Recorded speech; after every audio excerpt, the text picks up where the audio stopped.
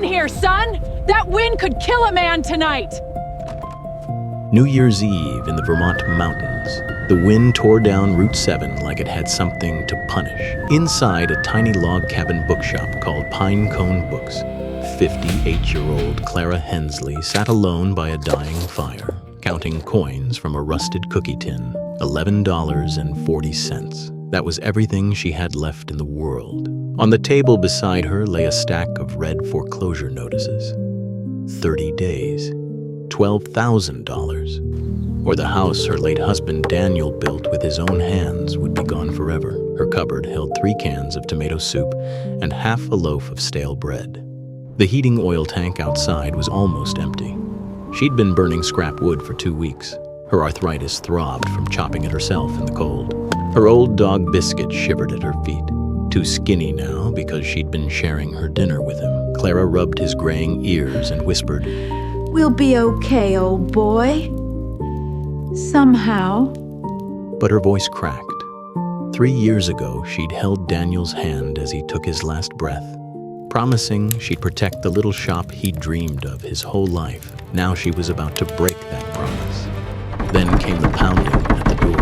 A stranger stood in the snow, lips blue, coat caked white, a dying phone trembling in his hand. Ma'am, I'm so sorry. My truck died 2 miles back. I just need to charge this, please. Clara looked down at her $11. She looked at her nearly empty oil tank. She looked at the stranger's frozen face, and she opened the door wide. Get in here, son! That wind could kill a man tonight! She wrapped Daniel's old wool blanket around his shoulders, poured him the last of her cocoa, and set her own bowl of soup in front of him without a word. She would go to bed hungry. She didn't care. The man, a stranger named Ethan Caldwell, looked around at the shelves of worn books stacked to the rafters. My Daniel built every shelf.